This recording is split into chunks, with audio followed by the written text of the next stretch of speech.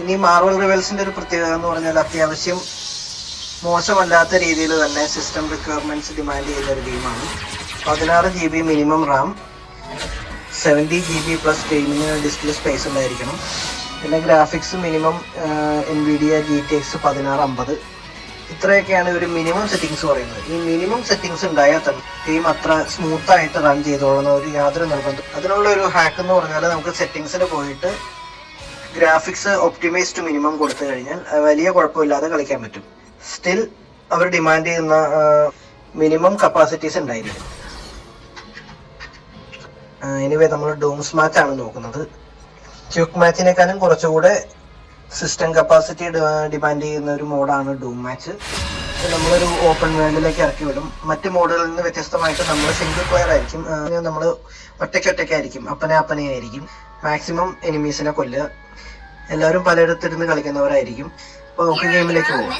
പിന്നെ ക്യാരക്ടർ സെലക്ഷന്റെ കാര്യം പറഞ്ഞാൽ ഇതിൽ മാർവലിന്റെ ഒരുമാതിരി എല്ലാ സൂപ്പർ ഹീറോസും ഉണ്ട്. ഇതിൽ അറിയപ്പെടുന്ന സൂപ്പർ ഹീറോസ് ആയിട്ടുള്ള ഹൾക്ക്, സ്പൈഡർമാൻ, ഇതുപോലുള്ള സൂപ്പർ ഹീറോസിനെ എടുത്ത് കാണാൻ നല്ല രസമായിരിക്കും. പക്ഷെ നമുക്ക് ഗെയിം പ്ലേ ഗൺ ഉപയോഗിക്കുന്ന ഏതെങ്കിലും ക്യാരക്ടേഴ്സ് ഉണ്ടെങ്കിൽ അതായിരിക്കും ബിഗിനേഴ്സിന് കളിക്കാൻ എളുപ്പം. ഇറങ്ങി വരുന്ന സ്ഥലം ഏതായാലും കൊള്ളാം. ഏതോ പട്ടണമാണ്, പക്ഷെ വേറെ മനുഷ്യരെ ഒന്നും കാണുന്നില്ല. അത്യാവശ്യം ബേസിക് ബട്ടൺ ഇൻസ്ട്രക്ഷൻസ് സ്ക്രീനിൽ തന്നെ കൊടുത്തിട്ടുണ്ടാവും. താഴെ റൈറ്റ് സൈഡിൽ കാണാമല്ലോ. RB ട്രൈ ചെയ്ത് നോക്കാം. RBയിലാണ് എന്താ ഒരു ഗ്രൗണ്ട് മൗണ്ടഡ് മെഷീൻ കണ്ടാണ്. വലിയ ഗുണമുണ്ടായില്ല. തൽക്കാലം ആദ്യമായി റെഡിയായിട്ടുണ്ട്. നെക്സ്റ്റ് ടൈം നോക്കാം. ഓരോ തവണ നമ്മൾ തട്ടിപ്പോയി കഴിയുമ്പോഴും ആരാണ് നമ്മളെ പടമാക്കിയതെന്ന് കാണിച്ചു തരുന്നത്. മാഗ്നേറ്റോയാണ് ഇത്തവണ നമ്മളെ പടമാക്കിയിട്ടുള്ളത്. ഉടനെ തന്നെ റീസ്പോൺ ചെയ്തു. നേരെ ഓടി നോക്കാം. ടെലിപ്പോർട്ട് ഇടാൻ പറ്റുന്നുണ്ട്. ടെലിപ്പോർട്ടിൽ വന്നിട്ട് സെലക്ട് ആക്കിയാൽ അതിനെ തോന്നുന്ന എവിടെയെങ്കിലും പോയി നമുക്ക് ടെലിപ്പോർട്ട് ചെയ്തിറങ്ങാം.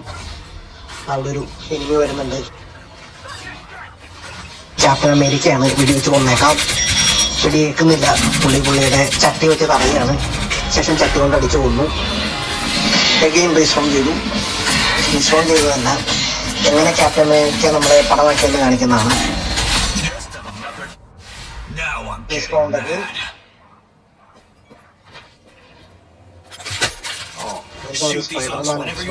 സ്പൈഡർമാനല്ല, അത് പോട്ടെ. അവനെ വിളിച്ചു കൊള്ളാം. ചാവുന്നില്ലേ? യെസ്. മിഷൻ ഗൺ എടുത്തോണ്ട് കാര്യമില്ല. ആളെ മുന്നിൽ ഒരു സേഫ് ഡിസ്റ്റൻസിൽ കിട്ടിയാലേ കാര്യമുള്ളൂ. തോറാണ് കേട്ടോ. ചുറ്റുവയ്ക്ക് അടിച്ചു കൊള്ളു. മിഷൻ ഗൺ തിരിച്ചു വരുന്നതിന് മുമ്പ് പിന്നിൽ നിന്നും ചുറ്റുകൊണ്ട് തലക്കടിക്കാണ് ചെയ്തത്.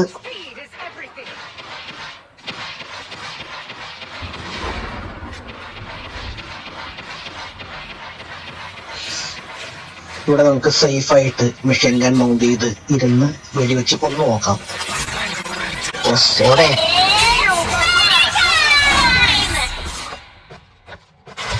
സ്ത്രീ ഒരു അങ്ങനെ എല്ലാ കാര്യം ഉണ്ടായില്ല. വീണ്ടും ചത്തു.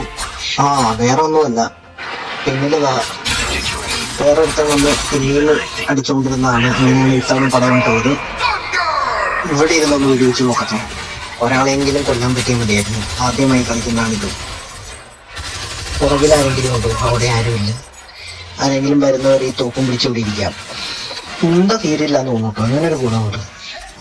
നമ്മുടെ തോക്കുകളുടെ ഒന്നും ഉണ്ട തീരുന്നില്ല. പക്ഷെ ഒരു തവണ ഈ ഗുണമുള്ള തോക്കുകളൊക്കെ ഒരു തവണ ഉപയോഗിച്ച് കഴിഞ്ഞാൽ പിന്നെ അത് റീയൂസ് ചെയ്യാൻ കുറച്ച് ടൈം വെയിറ്റ് ചെയ്യേണ്ടി വരും. അതിന്റെ ലോഡിങ് സൈഡിൽ കാണിച്ചുകൊണ്ടിരിക്കും. ഏറ്റവും വലിയ പവർ യൂസ് ചെയ്താൽ അതിന് കൂടുതൽ ടൈം എടുക്കും. അതിപ്പോ റെഡിയാണ്. എല്ലും ബിയും ഒരുമിച്ച് നാവിഗേഷൻ സ്വിച്ചുകൾ പ്രസ് ചെയ്താൽ ഒരു സൂപ്പർ പവർ മോഡ് വരും. അടുത്തൊരാളെ കിട്ടുമ്പോൾ ഒന്ന് ട്രൈ ചെയ്ത് നോക്കാം. ഇവരൊക്കെ എവിടെ പോയി കിടക്കാൻ ആരും കാണുന്നില്ല.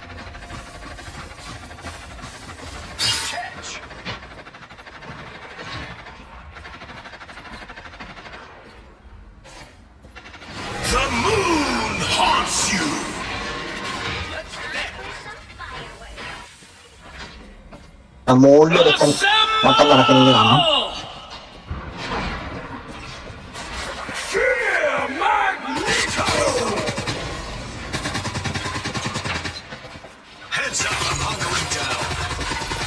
യെസ്, അവനെ പൂശാണ്. ഒരു സ്ഥലത്ത് നിൽക്ക്, വെടിവെക്കട്ടെ. യെസ്, അവനെ ചത്തുകൊണ്ട് ലൈഫ് പറയുന്നുണ്ട്. ചത്തു. ആദ്യമായിട്ട് ഒരാളെ കൊല്ലാൻ പറ്റുക. യെസ്, നീ ചത്താലും കുഴപ്പമില്ല. വെടിവെച്ച് ഇനി തോക്കെടുക്കാനും പറ്റില്ല. വെടിവെച്ച് അവിടെ നൈഫിന്റെ എന്തോ ഇരിക്കുന്നുണ്ട്.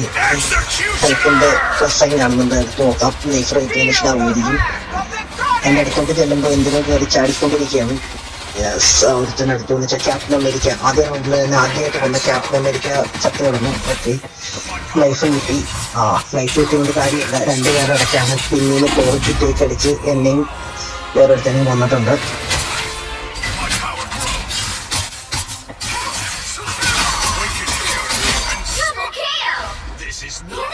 വീണ്ടും പതിപോലെ റീസ്പോൺ ആയി.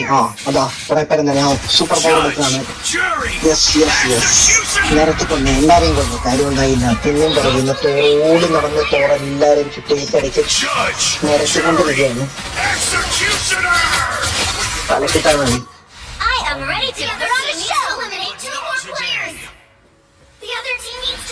മുകളിൽ നിന്ന് കാക്കലൊക്കെ വീഴുന്നൊരാരൊക്കെ ചത്തു വീഴുന്നുണ്ട്.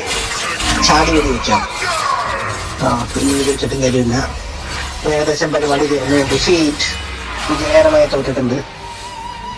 ഇതാ ജയിച്ചിരിക്കുന്നത് തോറാണ്.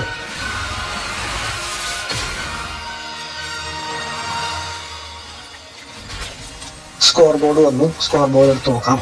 നമുക്ക് എത്രമാത്രം ഇടി കിട്ടിയിട്ടുണ്ടെന്ന് നോക്കാം.